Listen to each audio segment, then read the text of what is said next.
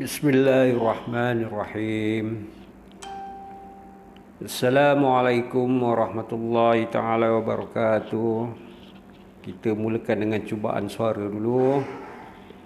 Ya, suara clear insya-Allah.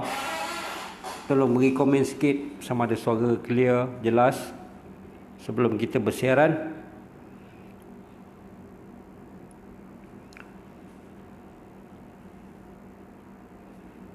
Okey, kita mulakan sekarang. Bismillahirrahmanirrahim. Assalamualaikum warahmatullahi taala wabarakatuh. Salam sejahtera, salam 15 Ramadan diucapkan kepada semua sidang penonton rancangan Kisah 12 3 Suku. Ya, satu channel yang disediakan oleh mypusaka.info dalam berkongsi kisah suka dan duka urus pusaka dan juga perancangan pewarisan. Pada hari ini sidang penonton sekali lagi bersama dengan saya Zul Hazmi bin Ilyas ataupun Jurutera Pusaka. Alhamdulillah ya, pada hari ini kita dah berada separuh hari pada Ramadan yang ke-15. Maknanya memang kita telah alhamdulillah menjalani separuh daripada bulan Ramadan. So bagaimana dengan ibadat Ramadan kita? Ya. Tapi daripada pemerhatian saya sendiri, kalau lihat di surau tempat saya lah ya, mungkin tempat sedang penonton tu berbeza. Bilangan jemaah yang hadir ke solat sunat tarawih pun dah mula berkurangan. Ya, sedangkan sepatutnya kita mempertingkatkan ibadat kita menjelang kepada 10 Ramadan yang terakhir. Tetapi realitinya berbeza, kontradik dengan apa yang disarankan. Okey, kita tidak akan bercerita berkenaan dengan bulan Ramadan, solat tarawih dan sebagainya. Ini adalah satu platform untuk kita bercerita, berkongsi berkenaan dengan kisah suka dan duka urus pusaka. Ya. Jadi pada minggu ini saya berkongsi satu kisah berkenaan dengan yang bertajuk Kasihanilah anak-anakku. Ya. Kisah ni bermula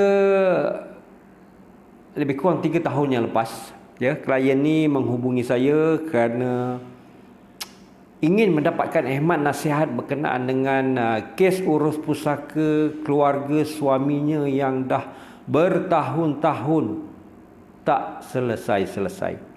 Ya, 3 tahun lepas cerita ni ya.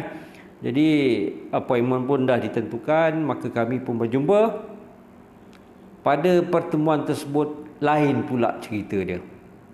Ya, klien ni memaklumkan bahawa selain daripada kes urus pusaka keluarga suaminya, beliau klien ni ya merupakan pesakit barah usus.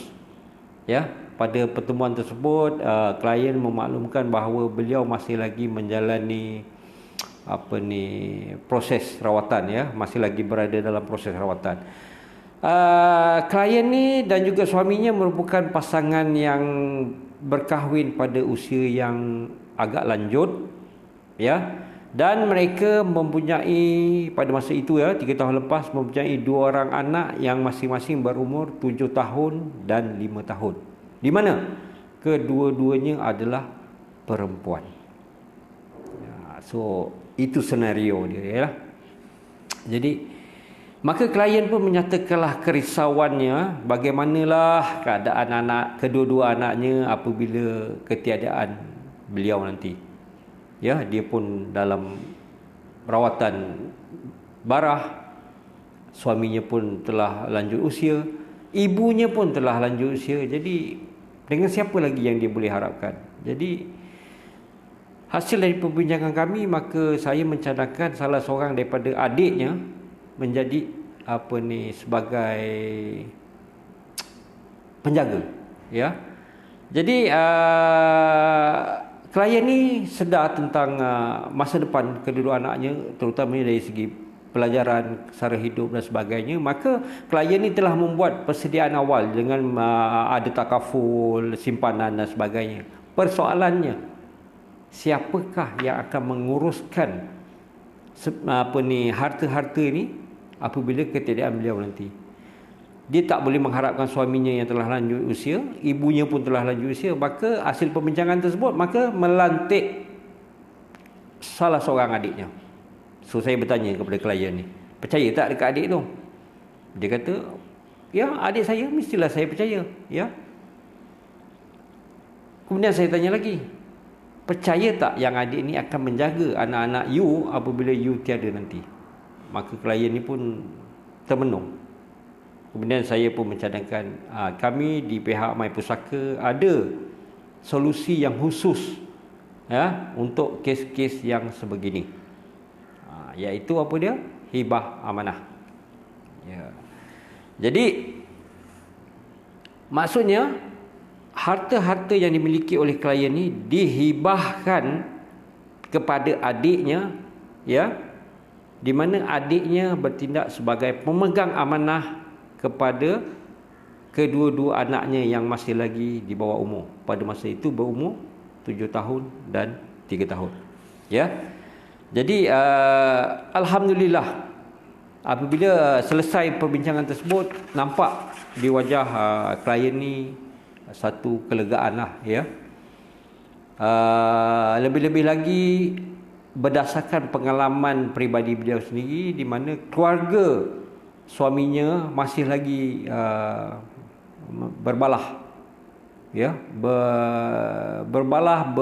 bergaduh berkenaan dengan harta pusaka arwah bapa mertuanya yang telah meninggal beberapa tahun dulu. Jadi dengan adanya perancangan seperti hibah amanah yang pihak My Pusaka cadangkan ni, beliau nampak bahawa ini adalah satu kaedah penyelesaian yang sepatutnya dia ambil bagi memastikan kelangsungan hidup kedua-dua anak perempuannya yang masih di bawah umur, ya. Jadi itu saja kisah ceritanya, ya. Walau bagaimanapun ada dua pengajaran yang saya ingin kongsikan bersama sidang penonton pada hari ini. Okey. Yang pertama, kita ni, ya, selagi hidup maka perlulah merancang sebaik yang mungkin.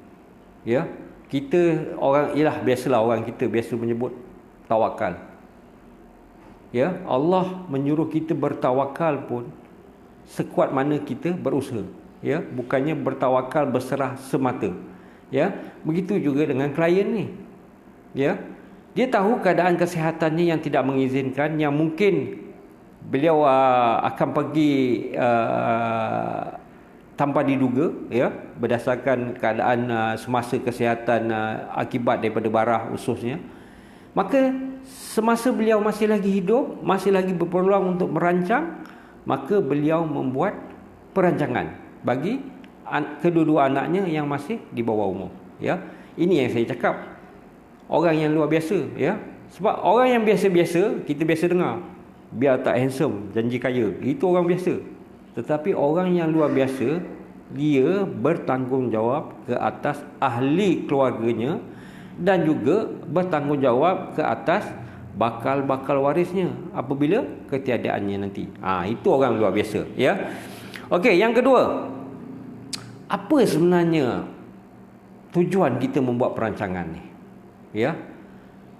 Saya sebagai perunding My Pusaka merasakan bahawa tujuan perancangan ni adalah lebih kepada pengurusan risiko, ataupun bahasa korporat dia risk management, ya, mengurangkan risiko. Jadi semasa kita hidup, seperti sebagaimana klien ni tadi, dia telah mengenal pasti risikonya. Risiko dia apa? Beliau mengidap penyakit barah usus, masih lagi dalam proses rawatan. Suaminya telah lanjut usia, ibunya juga telah lanjut usia, sedangkan dalam masa yang sama dia mempunyai 2 orang anak yang masih lagi di bawah umur dan dua-duanya perempuan. Itu risikonya. Jadi bagaimana untuk mitigate the risk? Mitigate the risk ni bahasa Jawa. Bahasa Malaysia dia, bagaimana untuk mengurangkan ataupun membuat tindakan bagi mengurangkan risiko tersebut. Jadi apabila bertemu dengan pihak My Pusaka dan saya pun mencadangkan hibah amanah ni, ya, beliau sebenarnya telah benar-benar telah mengurangkan risiko. Sebab apa? Kita tengok. Beliau membuat hibah kepada adiknya bagi pihak anaknya. Dalam hibah tu sendiri ada apa?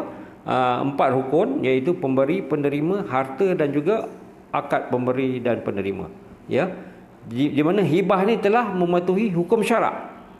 Kemudian beliau menyediakan dokumen surat ikatan amanah. Ya, ini adalah di mana pemegang amanah kena mematuhi Akta Pemegang Amanah tahun 1949. Ya, ada 2 risk mitigation di sini. Pertama dari segi hukum syarak, yang kedua dari segi undang-undang legal di Malaysia, iaitu surat ikatan amanah. Nampak tak? Begitu klien ni mengawal risiko, mengurangkan risiko ataupun kesan yang bakal dialami oleh kedua-dua anaknya apabila beliau tiada kelak. Ini baru nama perancangan.